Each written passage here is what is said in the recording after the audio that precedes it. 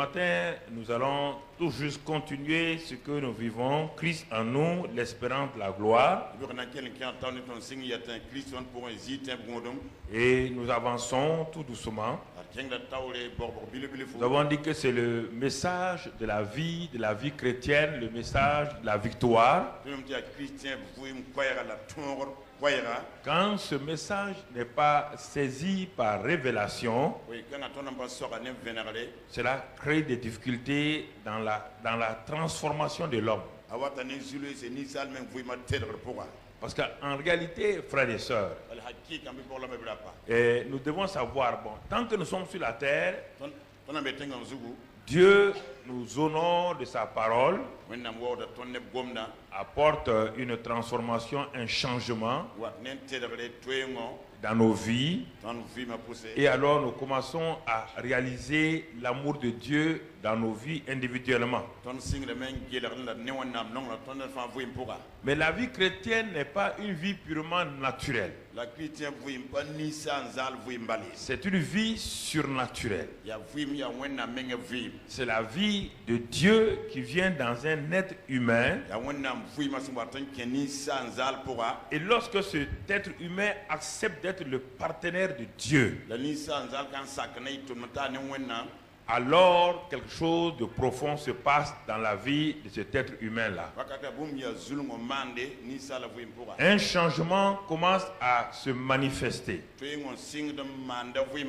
Une transformation commence à se manifester. Mon frère, ma soeur, je voudrais vous dire une chose. Dieu n'a pas envoyé Jésus-Christ, son Fils, pour nous donner des choses.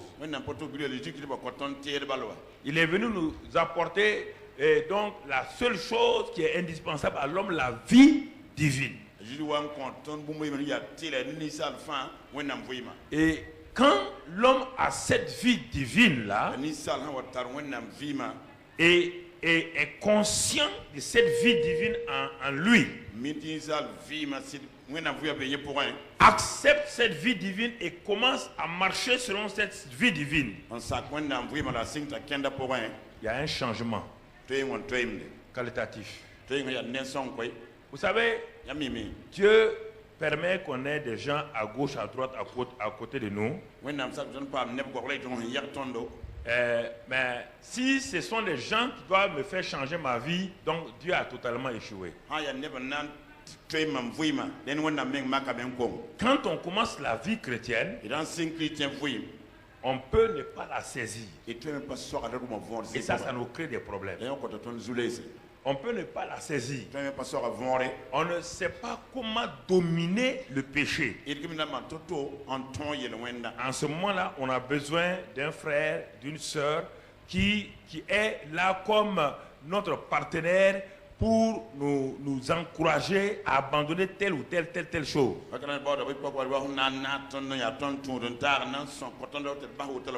Il y a des choses que certains comprennent rapidement plus que d'autres, pas par l'intelligence, par la révélation divine.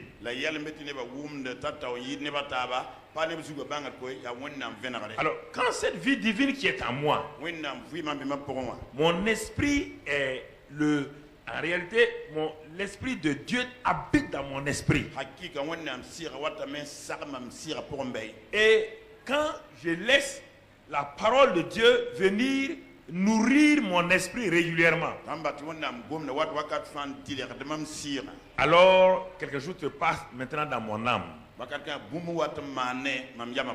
Mon âme commence à changer dans tel domaine.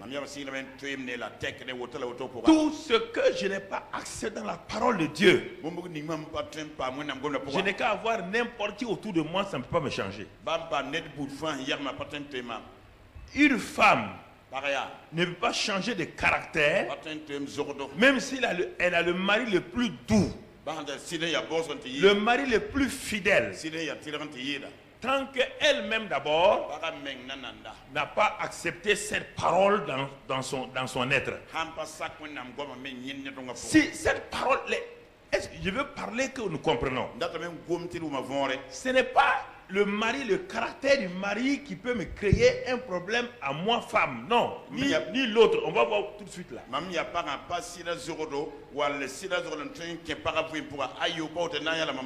non, non, non, non. Je prends, pour qu'on comprenne mieux, prenons un homme. Ce n'est pas le fait. Frères et sœurs, une femme peut être fidèle à son mari, se livrer à son mari, mais ce gars-là va continuer à courir des filles, à coucher avec des femmes. Ce n'est pas. Est-ce que c'est la faute de la femme ici? Elle est gentille, elle est tout. Mais pourquoi il continue? Parce que la parole de Dieu n'a pas eu accès à son âme. Vous ne saisissez pas. Vous ne saisissez pas. Vous ne saisissez pas. C'est pas ma femme qui m'empêche de courir les hommes et les femmes. Non. Les gens croient ça.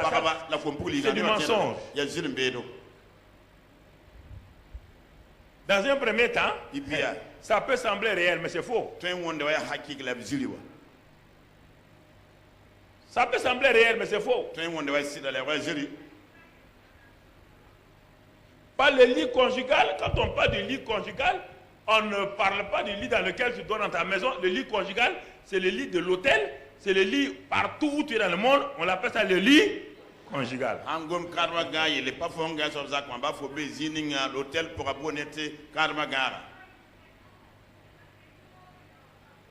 Il y a mon âme. Ma femme n'a pas contrôlé mon âme. Je n'ai pas contrôlé l'âme de ma femme. Dieu même ne contrôle pas l'âme de quelqu'un.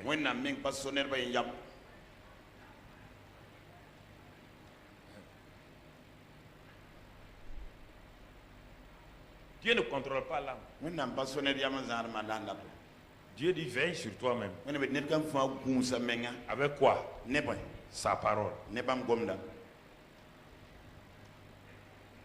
C'est pourquoi, quand on avance dans la vie chrétienne, dans un premier temps, il y a beaucoup d'erreurs que nous faisons parce que nous ne maîtrisons pas notre âme. Nous avons cru que parce qu'on est né de nouveau, que notre âme est née de nouveau. Notre âme n'est pas née de nouveau. Notre âme rentre dans un processus qu'on appelle la restauration.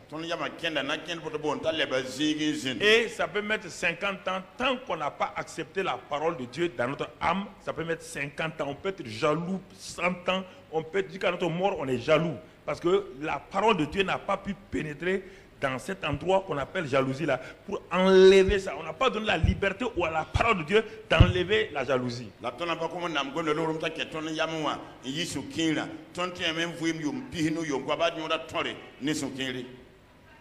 Est-ce que nous comprenons?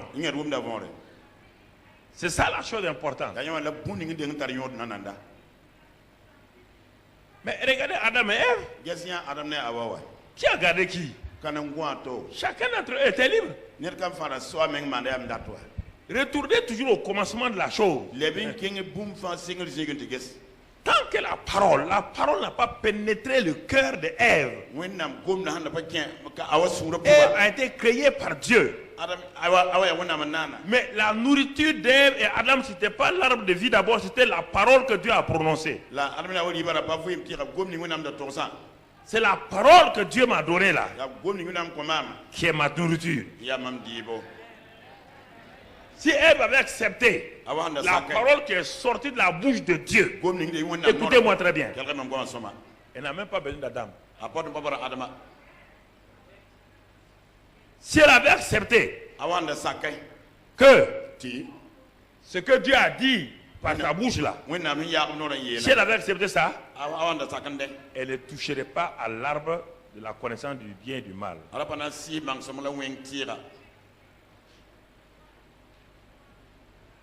Si un homme peut garder une femme, ben une femme peut garder un homme, pourquoi alors Adam n'a pas gardé la femme? Ils étaient côte à côte quand elle mangeait l'arbre. C'est la parole de Dieu qui te garde. Si tu ne l'as pas accepté, tu commettras autant de bêtises que tu veux. Tu feras ce que tu veux. Et tu vas trouver un argument sur ta femme, ton mari, c'est tant, c'est pas vrai. Il n'y a rien, mon frère. Alors, notre message ce matin pour te montrer comment on avance, notre message c'est l'homme vivra de toute parole qui sort de la bouche de Dieu. Il y a des passages que nous lisons par les lèvres, par le cerveau, mais qui n'entrent pas en profondeur en nous. Dans Matthieu 4,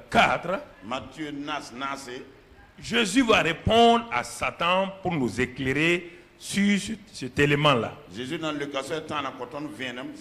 Parce que Jésus venait de faire 40 jours de jeûne, de prière, 40 jours de jeûne. La Bible dit à la fin des 40 jours, il eut faim. Je vous demande d'écouter attentivement. Ne croyez pas que tout ce qui n'a pas changé votre vie, vous ne la connaissez pas. Je vous ai dit, le fait qu'un enfant est au CM2, il a passé le certificat d'études 3 fois, ça veut dire qu'il n'a rien compris des 3 ans d'études. C'est impossible d'échouer 3 fois au CEP. Si tu as fait le CEP, tu échoues 3 fois au CEP, ça veut dire que tu n'as jamais fait le CM2. Si tu as fait le CM2, tu vas réussir au CEP. Si tu as réussi, si tu avais écouté ce que le maître a dit, ceux qui ont écouté, qui ont eu la révélation de la surface du carré sont passés. Et toi tu restes. Si je vis dans le péché, ne trouvons pas autre chose. Ne cherchons pas quelque chose. Je n'ai pas accepté la parole. Mon échec est lié au degré d'acceptation de ma parole, de la parole de Dieu par rapport à ma vie. Alors, il a faim. Comment on entend Jésus? Jésus a faim, il a un besoin physique. De même, quand tu as faim, tu as les mêmes problèmes là. Il avait les mêmes problèmes. Il n'était pas un extraterrestre. Il avait faim, il était fatigué comme toi et moi. Écoute-moi très bien. Il avait le droit à la nourriture.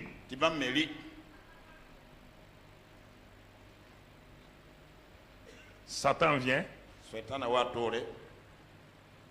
et lui propose une parole. Écoutez-moi, frères et sœurs. Satan vient et lui propose une parole.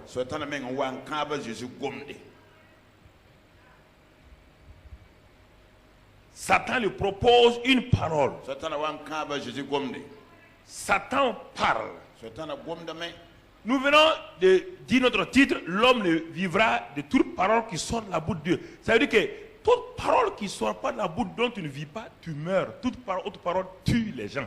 Ça tue ta vie, ça tue ton caractère, ça tue tout. Et il faut que vous compreniez ça clairement, frères et sœurs. Comprenez ça, mes sœurs. Vous faites des erreurs, c'est mon mari, c'est ma femme. Non, toute parole qui ne vient pas de la bouche de Dieu ne peut pas donner la vie. C'est-à-dire la sainteté, la victoire sur le péché, rien. Que vous acceptez ou pas, ce n'est pas mon problème. C'est ça la parole de Dieu.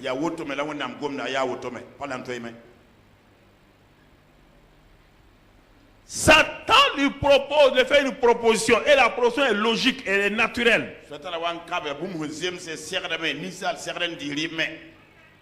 Jésus répond à Satan.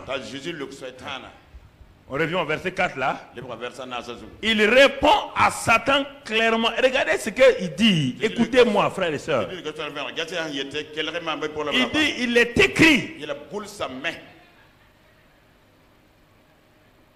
Voici la victoire de l'homme. Ne vous asseyez pas à discuter, non. Jésus n'a pas discuté. Jésus a cité la parole de son Père. Son Père avait déjà dit dans Deutéronome 8 à Moïse que tant que l'homme est sur la terre, l'homme est sur la terre, que même la manne qu'il a donnée là ne fait pas faire vivre les gens. Ils ont mangé la manne et ils sont morts. Pourtant, la manne est une bonne nourriture. Mais elle n'est pas sortie de la bouche de Dieu.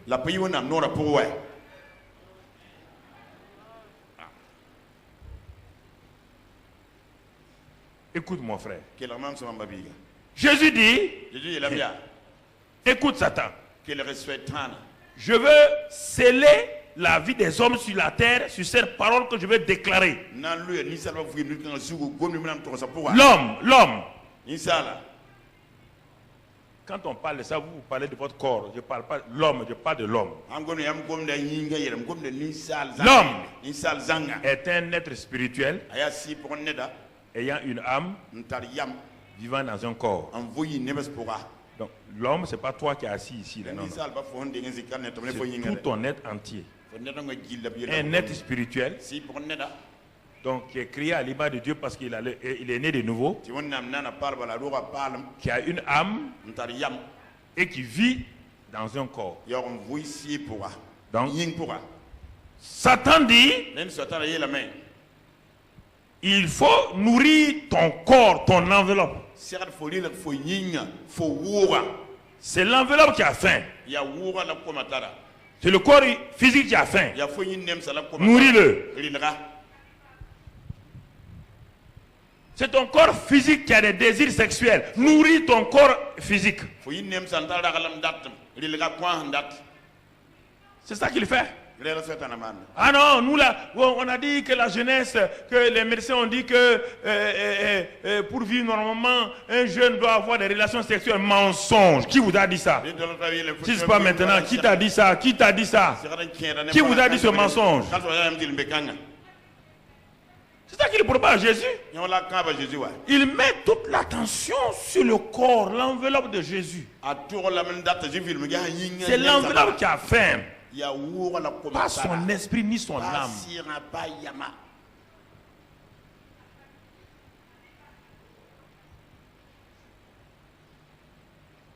Mange le pain, mange le pain.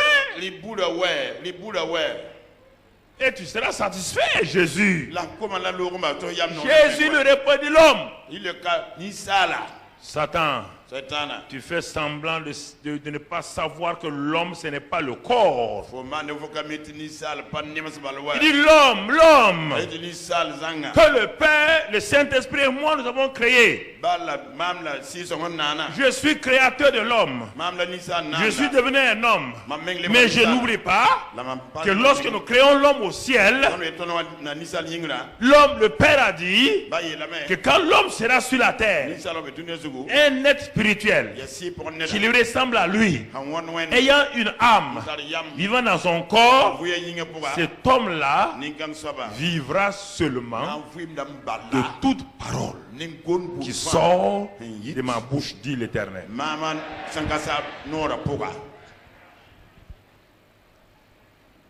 Alors ça veut dire quoi?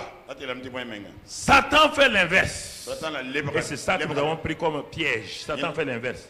Nourrissez vos corps. Remplissez vos corps de c'est pas moi, de beurre. Remplissez vos corps de pommes de terre. C'est ça que Satan nous propose et que les gens nous proposent partout, les restaurants nous proposent. Jésus dit le contraire. On ne nourrit pas par le corps. On ne commence pas par le corps.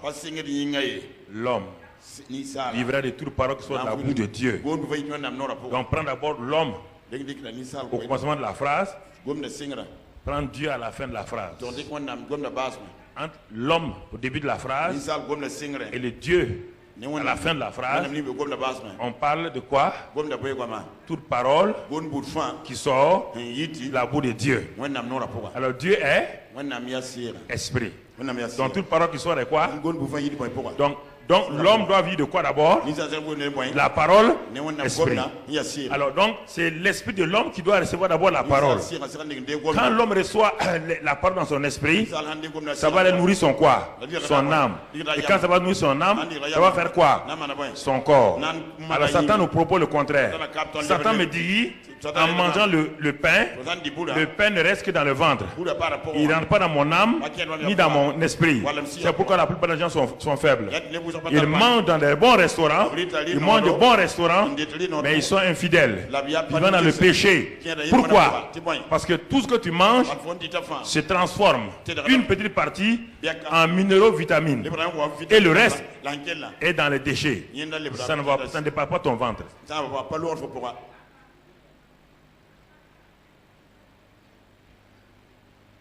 L'homme, Dieu, vivre de toute parole qui sort de la bouche de Dieu. Et si vous regardez ce mot vivre là, c'est pas le mot Zoé. C'est pas le mot bio. Non. C'est le mot Zaon. C'est de ce mot vient Zoé. C'est de tout ce que Dieu a créé naturel sur la terre là. Et le spirituel, la combinaison de tout, ça vient de ça, ce processus de Zaon là. Alors, écoute-moi mon frère, ma soeur. Cela veut dire que et ce mot vivre là, on ne parle pas de la respiration. On ne parle pas de tes activités. Ça n'a rien à voir. Ma vie est gâchée. Je ne parle pas de ce que les jeunes filles disent. Ma vie est gâchée. On ne parle pas de ça. Non, on ne parle pas de ça. Ça n'a rien à voir. Dieu dit que l'homme là, pour être en adéquation avec Dieu, pour être en harmonie, pour être dans la santé. Donc, ce mot, quand il dit vivre là, c'est vivre quoi? Spirituellement. Tu es en relation avec Dieu. Dans ton âme, tu es restauré. Dans ton corps, tu es en bonne santé. C'est ça le mot vivre ici.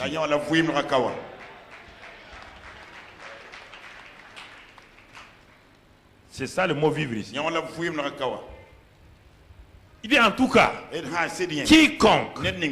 quiconque décide de vivre la parole qui sort de la bouche de Dieu, il ne peut pas vivre dans le péché, vivre dans le mensonge, vivre dans l'adultère, vivre de ça.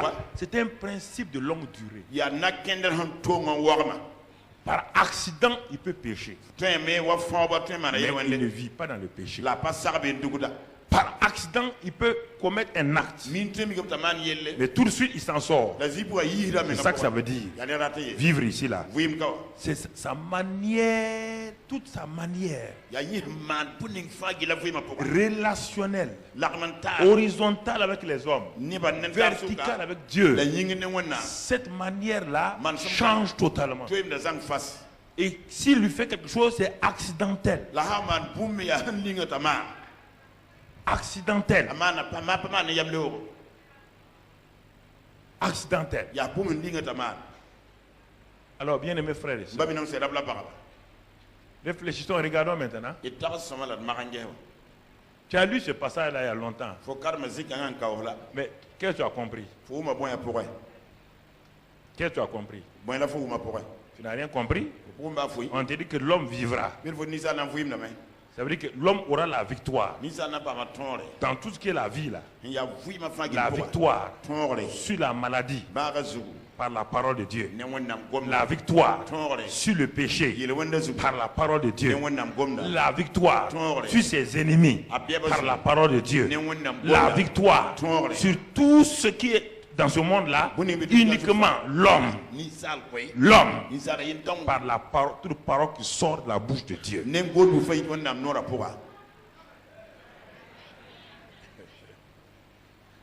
Toute parole qui sort de la bouche de Dieu.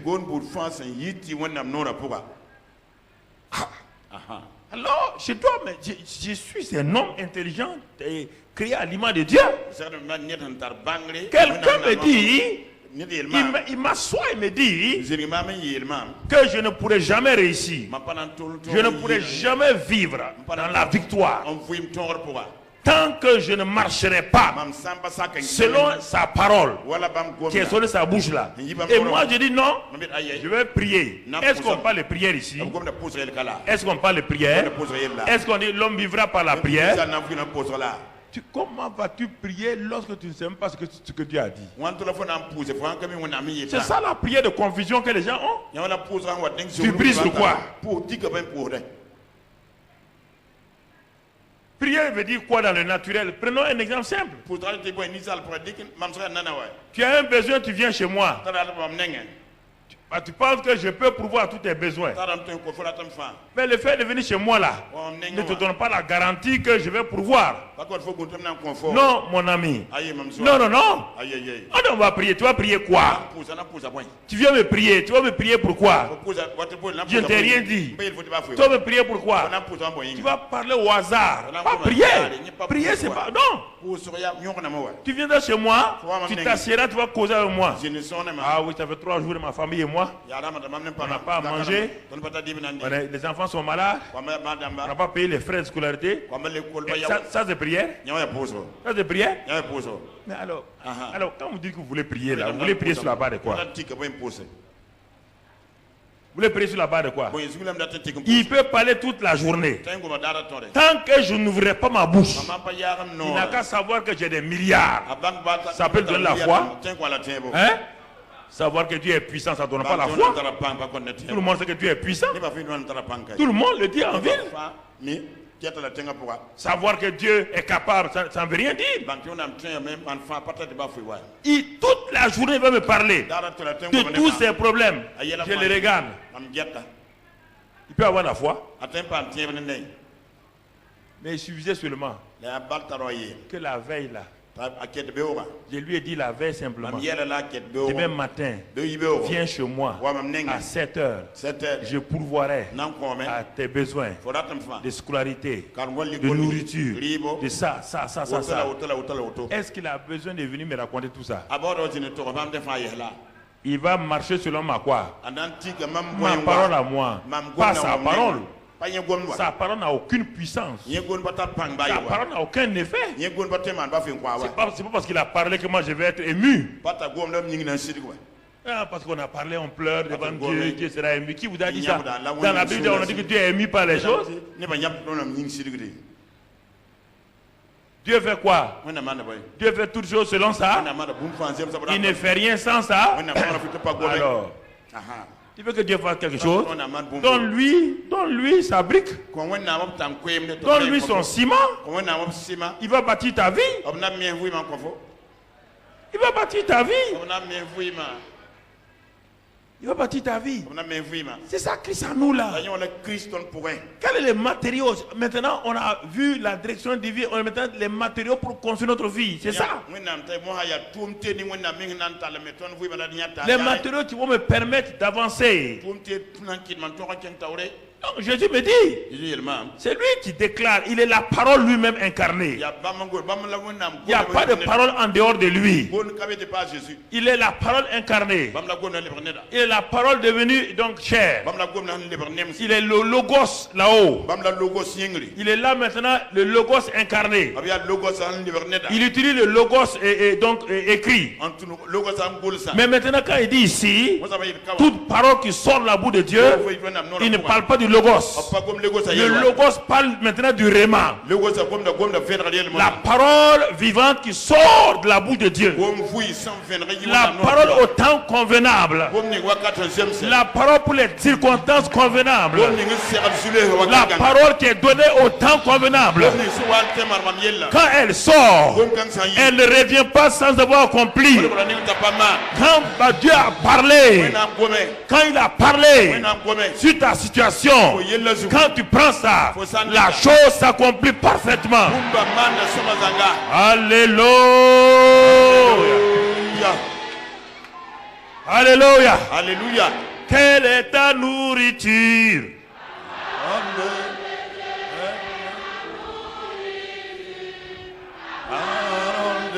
Quelle est ta nourriture?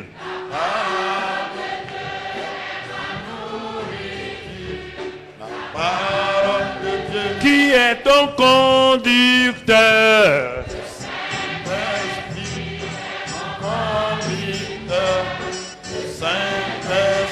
Alléluia. Alléluia. Alléluia. Écoute mon frère, ma soeur. Apprends à t'asseoir tranquillement au pied du Saint-Esprit. Regarde, si tu avais étudié ça comme ça, il y a beaucoup de choses que tu ne vas même pas entreprendre. Tu ne vas pas entreprendre. Pourquoi? Tu vas entreprendre sur quoi? Sur la base. Tu as quelle base? Tu n'as aucune base. L'homme te dit, le monsieur te dit, si tu veux vivre là, tu veux le succès, tu veux la délivrance, tu veux la prospérité, tu veux la guérison, tu veux la bonne santé, tout ce que tu veux sur terre là, il dit que moi et le Père, nous n'avons rien fait sans la parole. Rien n'a été fait sans la parole. Tout est soutenu par la parole. Rien ne peut être fait sans la parole. Alors si moi j'écoute ce Dieu là, tu ne peux pas avoir la victoire sur le péché sans la parole. Je ne peux pas vaincre la maladie sans la parole. Et je m'assois, un bon étudiant, j'ai ouvert ma Bible et j'ai lu ça. C'est le professeur des professeurs qui m'a parlé. Il dit c'est pourquoi je vais t'envoyer quelqu'un en toi qu'on appelle le Saint-Esprit. Lui il est enseignant, lui il est puissant. Non seulement il est enseignant, il est puissant, il est capable, il est sage. Il va venir en toi pour que toi tu vives selon la parole qui est sortie de la bouche du Père. Vous laissez ça? Vous voulez faire ça? C'est votre femme qui est à cause de votre infidélité. Jamais.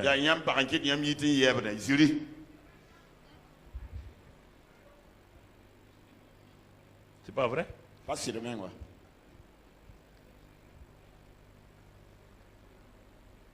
Pas vrai? Ce sont des histoires. Donc l'homme vivra par toute parole qui sort de la bouche de Dieu. Seigneur, je dois vivre, marcher, réussir, dominer, guérir, prospérer. Par quoi? Par toute parole qui sort de la bouche de Dieu. Alors je vais faire quoi? Je vais chercher à savoir par rapport à ma situation, quelle est la parole qui est sortie de la bouche de Dieu. Quand j'aurai cette parole là, ma prière sera facile, mon action de grâce sera facile. Parce qu'on dit la prière de la foi, alors que la foi est liée à quoi? À la parole. Donc tu vois, prière de foi, parole de foi. Alors mon frère, ma soeur, je dois faire quoi? Avant de faire la prière de foi, je dois d'abord recevoir la parole de foi. La parole de foi vient, elle communique à moi la foi, et je fais la prière de foi, et la chose se manifeste. Voici frères et sœurs, c'est cela que je devais avoir. Alors quand je comprends ces choses-là, Dieu commence à m'éclairer. Dieu me dit, n'oublie pas mon enfant, tu es un être spirituel, ayant une âme, et vivant dans un corps. N'oublie pas cette vérité. Si tu l'oublies, tu vas avoir des problèmes. Alors c'est pourquoi il nous a amenés. On va partir maintenant dans un autre passage, mon frère, ma soeur. Nous allons méditer ce matin dans le livre des Proverbes. Proverbe 4, verset 20. Proverbe 4, verset 20. Il dit, mon fils, sois attentif. Sois attentif à mes paroles et prête l'oreille à mes discours. On va s'arrêter là. Jésus me dit, tu veux vivre, tu veux réussir, alors la parole qui est sortie de la bouche de mon père là, vis selon ça. Et il y a quelqu'un qui a eu l'expérience de ça il y a longtemps avant moi. Donc, c'est pour encourager chacun d'entre nous. Et si nous comprenons ces choses et nous les appliquons surtout. Parce que Jésus a dit, vous êtes heureux pourvu que vous fassiez quoi? Mettez en pratique.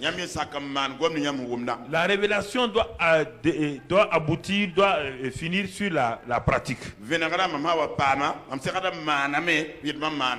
Ça c'est important mon frère, ma soeur. Je ne vous parle pas, ce que je vous dis là, je ne vous parle pas comment être prospère et tout, je vous parle de la vie. La vie c'est plus que la prospérité, autre chose. J'ai vu des gens qui sont prospères dans une misère chronique. Regardez, ils sont au dehors en pareil. Quelle paix, quelle joie ils ont. Ils n'ont pas de joie ni de paix. Non. Pourquoi?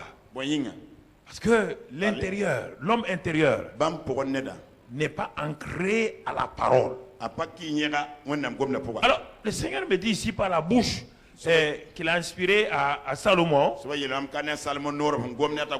Salomon parle, il dit, mon fils, sois attentif à mes paroles. Donc Dieu parle à chacun d'entre nous ce matin à travers ce qu'il a révélé à Salomon. Sois attentif à mes paroles en premier lieu. Jésus me dit, sache une chose, que tu ne peux vivre que par toute parole qui est sortie de la bouche de Dieu. Ça c'est le grand principe de vivre sur cette terre, dans la victoire. Salomon vient me dire que ce que Jésus a dit est réel. Et c'est pourquoi lui, son père David, lui a enseigné des vérités qu'il n'a pas bien saisies. S'il y a un homme qui a réussi excellemment sur la terre, c'est bien Salomon. Écoutez-moi. Je vous encourage tous à être bénis, prospères et tout, mais regardez, l'homme qui n'a jamais été aussi riche sur la terre, c'est bien Salomon. Mais regardez, dès le départ, si vous êtes quelqu'un qui observe bien, vous savez qu'il n'ira pas trop loin avec déjà, il dit qu'il aima l'Éternel et il est parti se marier à une des filles du roi d'Égypte. Donc déjà, ça ne va pas. Si tu aimes Dieu et Dieu t'a dit de ne pas prendre une Égyptienne et tu es parti prendre une Égyptienne, donc déjà que tu es sûr que tu vas échouer.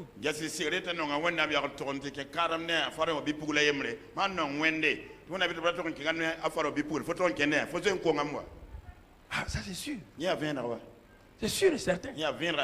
Ton échec est programmé. Il ne s'agit pas de succès mitigé.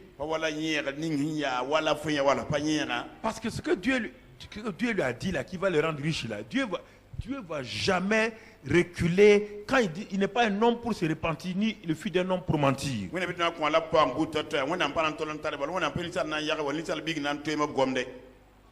Puisque Dieu avait déjà dit à son père David,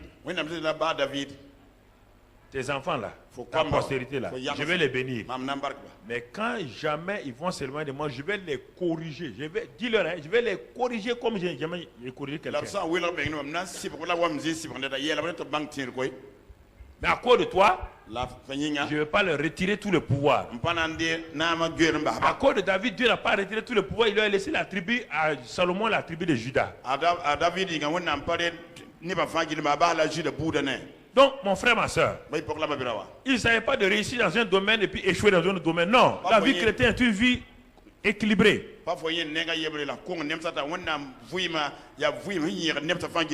Et c'est pourquoi quand il écrit Ecclésiaste là, tu as envie de pleurer à la place de Salomon. Il dit, je suis l'homme qui a tout vu sur la terre. J'avais des étangs qui arrosaient des forêts. J'ai rendu l'argent aussi vulgaire comme le caillou à Jérusalem. J'avais des palais partout. J'étais insatisfait sexuellement à tel point que j'ai eu 1000 femmes. comment un homme peut être en relation avec le Saint-Esprit comme ça, puis vivre médiocrement comme ça. Regardez bien.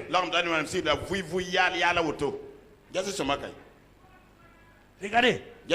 N'importe quelle femme, il voit seulement. Il prend. Il avait les noirs, il avait les jaunes, il avait les rouges, il avait toutes sortes de femmes. Tout. Et puis, sa sagesse lui était gardée.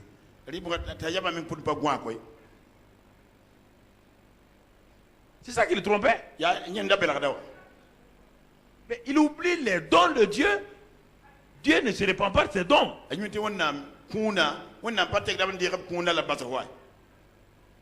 sa richesse lui a servi à quoi? Regardez la fin de sa vie. C'est son propre serviteur qui est venu lui faire un coup. Il est mort, il n'a même pas été honoré comme son père David.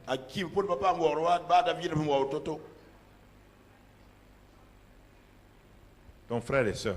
Et c'est lui qui Dieu l'utilise pour nous parler. Il dit, mon fils, sois attentif à mes paroles. Donne la priorité à la parole. Donne la priorité à la parole. Mets la parole devant toute chose. Ne cherche pas autre chose, la parole, parce que l'homme ne vit que par la parole. Mets la parole en première place.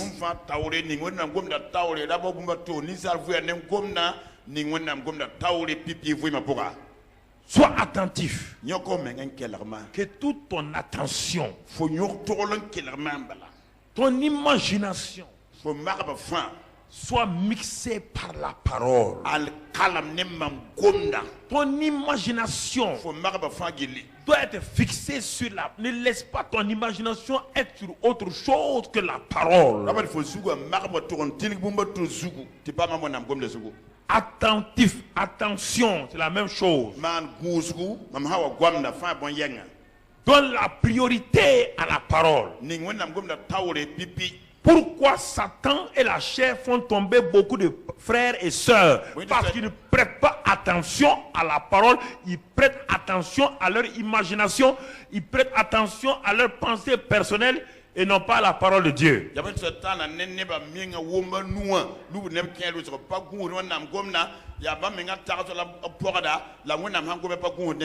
C'est important, mon frère. Pourquoi je dois prêter attention à la parole? Pourquoi? On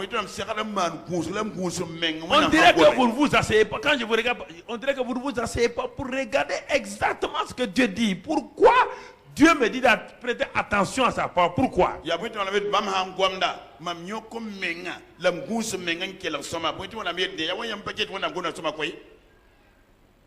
Est-ce que vous comprenez?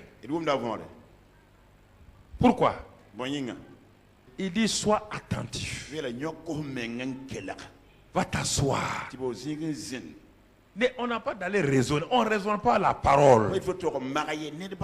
On dit sois attentif. Prête toute ton attention à ce que tu entends, à ce que tu lis. Prête attention. Avec quoi? Première chose, prête l'oreille à mes discours. Pourquoi? L'introduction générale, prête attention à mes paroles. Tout ton être là, en tant que, puisque Jésus a dit, l'homme vivra de toutes paroles qui sont de la bouche de Dieu. Alors, donc je dois faire quoi?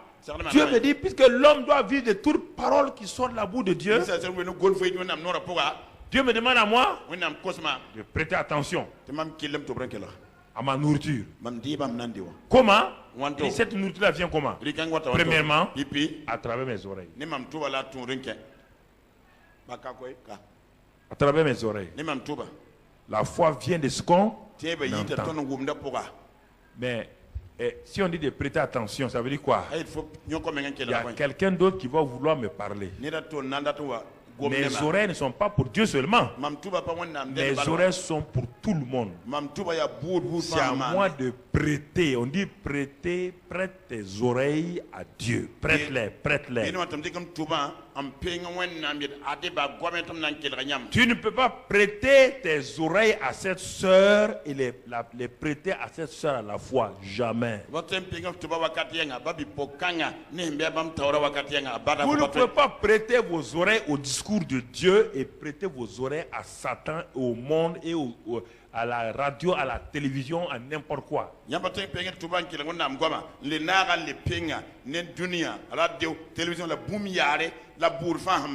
Impossible. Prête tes oreilles. Prête-les. Quand quelqu'un dit prête-moi ta voiture, ça veut dire si sa voiture part de sa main à ma main, il ne peut plus l'utiliser. C'est moi qui l'utilise maintenant.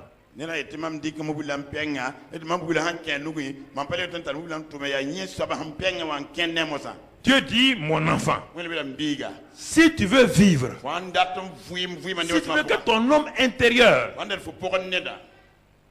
soit fort, sa nourriture, c'est la parole. Quand